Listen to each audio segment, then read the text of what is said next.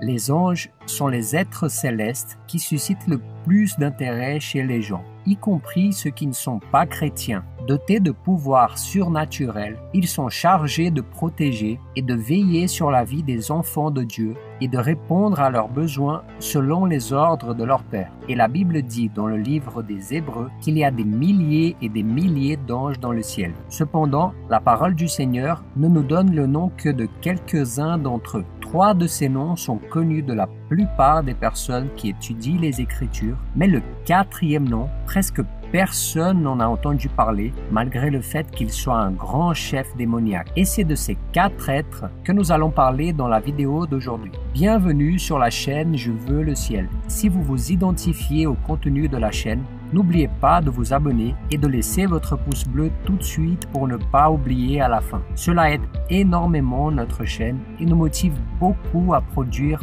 plus de contenu pour vous. Regardez cette vidéo jusqu'à la fin et laissez votre commentaire en disant ce que vous en pensez du contenu. Tout d'abord, je dois préciser quelque chose. Les anges ne sont pas les esprits des personnes qui sont mortes. L'affirmation selon laquelle les bonnes personnes qui meurent ici sur terre deviennent des anges de Dieu est fausse. La Bible est très claire là-dessus. Nous, les êtres humains, ne faisons pas partie de la même classe de créatures du Seigneur. Lisez avec moi ce qui est écrit dans le psaume 8. Qu'est-ce l'homme pour que tu te souviennes de lui et le Fils de l'homme pour que tu prennes soin de lui? Tu l'as fait de peu inférieur à Dieu et tu l'as couronné de gloire et d'honneur. Tu lui as donné la domination sur tout ce que tes mains ont fait.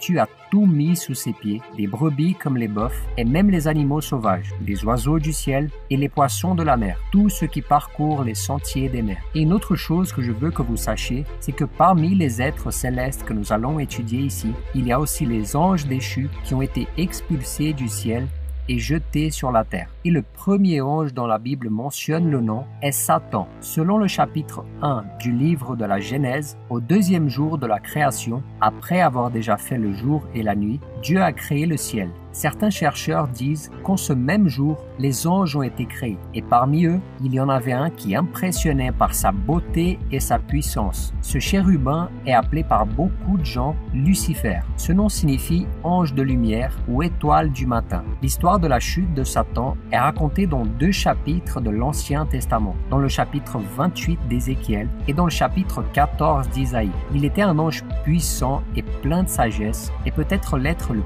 plus beau et le plus splendide créé par Dieu. C'est peut-être la raison pour laquelle cet ange s'est senti très honoré. Mais il ne s'est pas contenté de tout ce qu'il avait étant aux côtés du Seigneur et a laissé sa beauté et sa position élevée dans la hiérarchie céleste lui monter à la tête. La Bible nous montre au chapitre 28 d'Ézéchiel que Satan est resté parfait dans ses voies jusqu'à ce que l'iniquité soit trouvée dans son cœur. Regardez ce qui est écrit.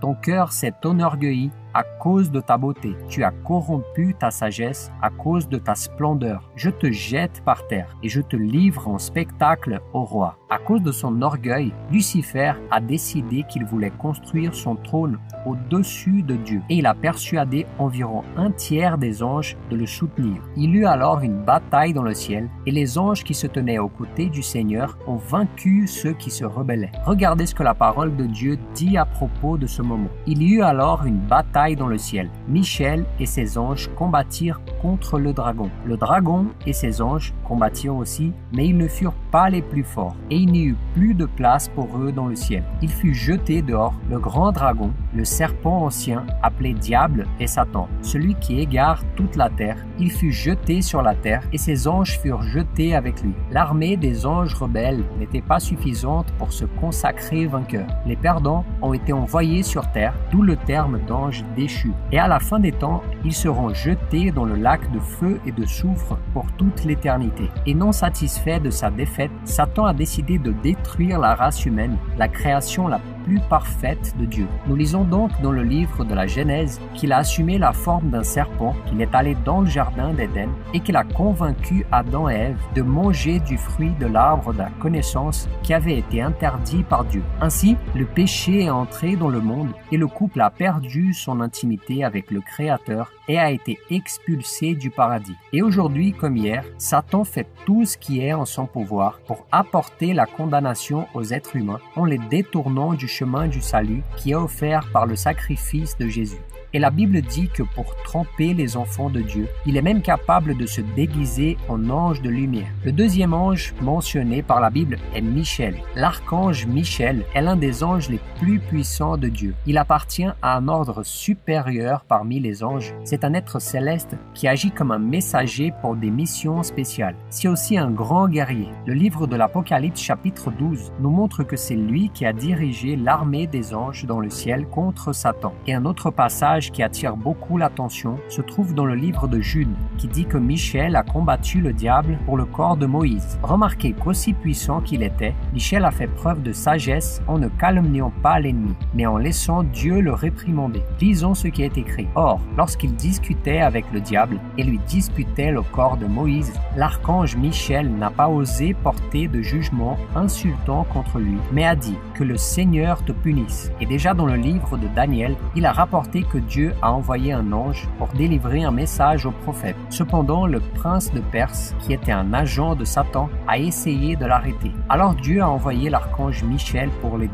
Regardez ce que Daniel a dit à propos de cet événement. Mais une main m'a touché et m'a mis tout tremblant sur mes genoux et les paumes de mes mains. Puis l'homme m'a dit, Daniel, homme considéré comme précieux, sois attentif aux paroles que je vais te dire et tiens-toi debout là où tu es. En effet, j'ai été maintenant envoyé vers toi. Lorsqu'il m'a dit cela, je me suis tenu debout tout tremblant. Il m'a dit, Daniel, n'aie pas peur, car dès le premier jour où tu as eu cœur de comprendre et de t'humilier devant ton Dieu, tes paroles ont été entendues et c'est à cause d'elles que je suis venu. Le chef du royaume perse m'a résisté 21 jours, mais Michel, l'un des principaux chefs, est venu à mon aide et je suis resté là, près des rois de Perse. Je viens maintenant pour te faire comprendre ce qui doit arriver à ton peuple dans l'avenir, car la vision concerne encore cette époque-là. Regardez ça, mes frères. Tous ces témoignages montrent que Michel est bien un être céleste des plus puissants. Et le troisième être céleste dont nous allons parler est Gabriel. Si Michel est l'ange des grandes batailles, Gabriel est le responsable des messages importants et des missions que Dieu donne aux gens. Il suffit de se rappeler des histoires de Noël que nous entendons depuis que nous sommes enfants. C'est lui qui a annoncé à Marie qu'elle allait donner naissance au Fils de Dieu.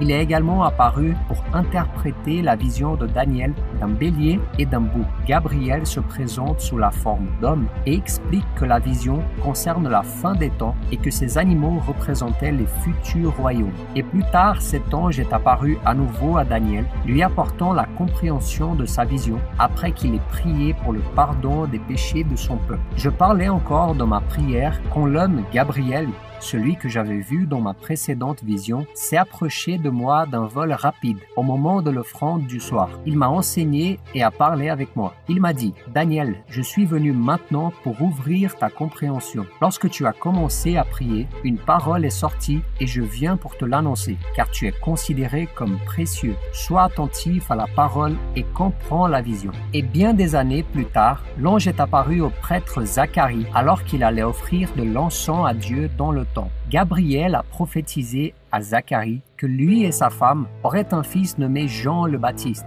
et que ce fils serait chargé de préparer les gens à recevoir le Sauveur. Zacharie a douté du message et pour le punir de son incrédulité, il est resté muet jusqu'à la naissance de l'enfant.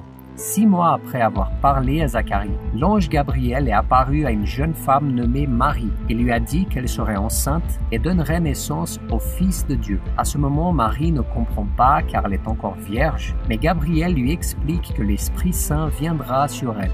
Et maintenant, passons au dernier ange nommé dans la Bible, dont la plupart des gens ignorent l'existence. Son nom est Abaddon ou Apollyon. Abaddon ou Apollyon sont les noms en hébreu et en grec qui signifient ange de la Bible. Ces noms font référence à la destruction et cet ange est mentionné par l'apôtre Jean dans le chapitre 9 de l'Apocalypse pendant qu'on sonne la 5e trompette. Voyons ce que la Bible dit de lui. Le 5e ange sonna la trompette et je vis une étoile qui était tombée du ciel sur la terre. La clé du puits de l'abîme lui fut donnée. Elle ouvrit les puits de l'abîme et une fumée pareille à celle d'une grande fournaise monta des puits. Le soleil et l'air furent obscurcis par la fumée du puits. Des sauterelles sortirent de la fumée et couvrirent la terre, et un pouvoir semblable à celui des scorpions de la terre leur fut donné. Elles reçurent l'ordre de ne pas faire de mal à l'herbe de la terre, ni à aucune verdure, ni à aucun arbre, mais seulement aux hommes qui n'avaient pas l'empreinte de Dieu sur le front. Il leur fut permis non de les tuer, mais de les tourmenter pendant 5 mois. Le tourment qu'elles causaient était comme celui causé par le scorpion quand il pique un homme. Dans ces jours-là, les hommes rechercheront la mort et ne la trouveront pas. Ils désireront mourir, mais la mort fuira loin d'eux. Ces sauterelles ressemblaient à des chevaux préparés pour le combat. Elles avaient sur la tête comme une couronne d'or, et leur visage était pareil à celui d'un homme. Elles avaient des cheveux semblables à des cheveux de femme, et leurs dents étaient comme celles des lions.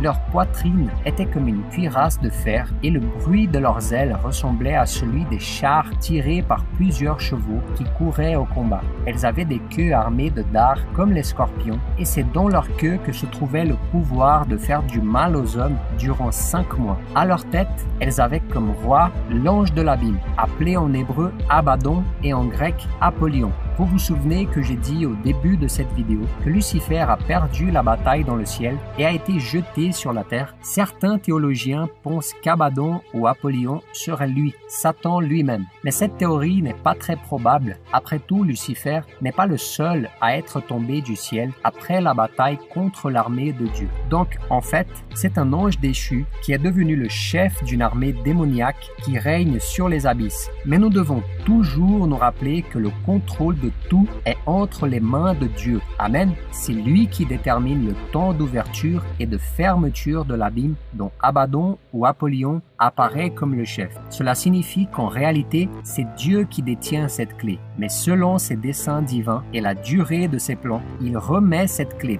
temporairement au diable pour qu'il tourmente les personnes qui ne se sont pas rendues à Jésus-Christ pendant la grande tribulation. Et cela explique pourquoi cet ange est décrit comme le roi de l'abîme dans le chapitre 9 de l'Apocalypse. Et tout comme Satan et ses autres démons, Abaddon ou Apollyon sera aussi vaincu par le Christ à la fin des temps et passeront l'éternité dans le lac de feu en enfer où il y aura des pleurs et des grincements de dents. Si vous avez aimé ce message, partagez-le avec vos amis et abonnez-vous à la chaîne. Regardez aussi ces autres vidéos-là que nous vous avons laissées en recommandation, car je suis sûr qu'elles contiennent des informations indispensables pour votre vie spirituelle. Que Dieu vous bénisse, je vous attends dans la prochaine vidéo.